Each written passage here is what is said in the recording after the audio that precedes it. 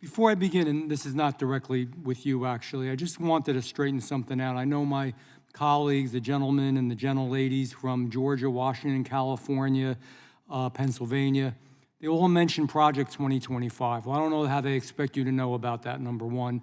I'm pretty damn involved. I don't really know a whole lot about it. But President Trump has made it clear, and we're going to say it again, we'll say it over and over again, that there are some things he disagreed with, some things he agreed with that he wasn't that familiar with. It was from the Heritage Foundation. And that was just raw politics, to be honest with you. It was just because 2025 has some things in it that they believe are really going to offend American people, and it very well may. And so they want to pin it on the presidential candidate. He didn't author it, he didn't condone it, he didn't put his seal of approval on it. It's getting old. It really is. We do this with other things. Just like in this committee, when anything goes wrong, anything, somehow Donald Trump's name has to be brought into it, and it gets tiring. It's politics over reality. Second thing about picking the site, I was intimately involved in the Wildwood rally, the biggest rally President Trump's ever had, biggest political rally in the state of New Jersey. I had spoken to the president about it, and he wanted to do it on the beach because we had over 100,000 people.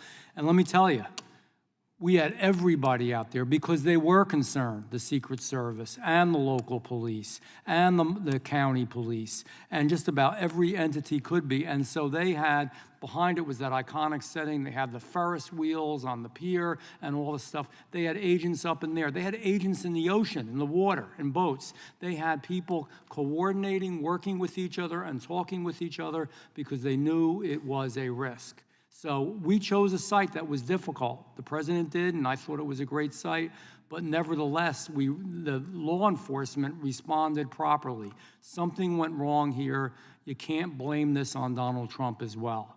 The site was chosen. It's the responsibility of those who serve in law enforcement to make sure that he was safe, period. And I'm sure you'll find out why. On another tangent here, you know, I've got to wonder how many qualified people were passed in order for Director Cheadle to get her 30% quota. That's a lousy way to run an agency, especially when it's dealing with law enforcement, to say we've got to have 30% of anything. And I worry about these practices because it's policy over protection. And Director Wray, I know that some things were left to you. I understand that.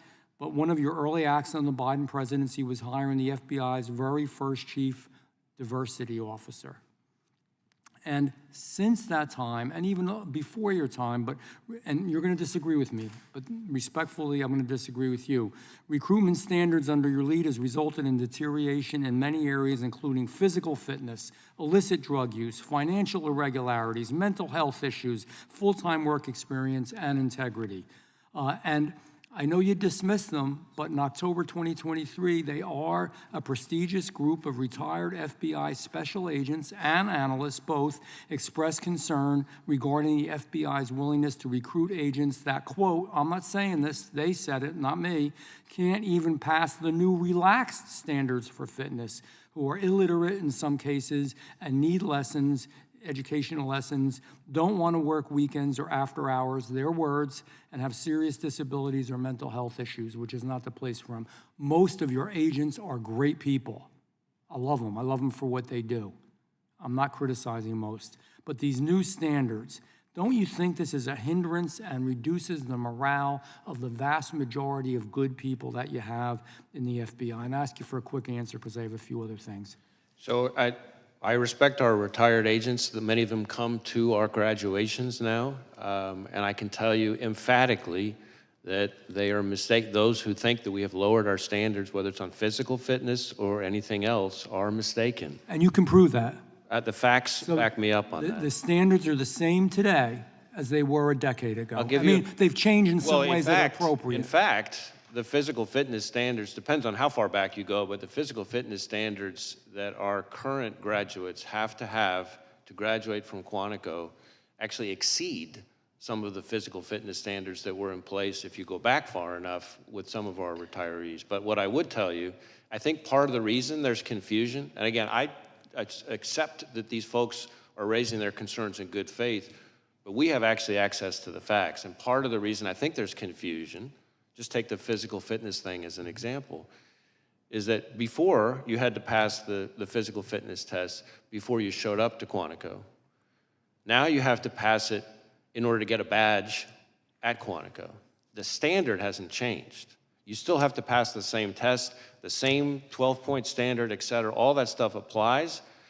The only difference is you can pass it while you're at Quantico. But if you don't pass that same test that's been in place for a long time now, you don't get a badge. And we will dismiss people from Quantico, and we do, who don't pass that Director, I know I test. have to wrap this up, and I appreciate that. If you could get us information that substantiates what you say, that should be easy enough to do to the whole committee, I'd appreciate it.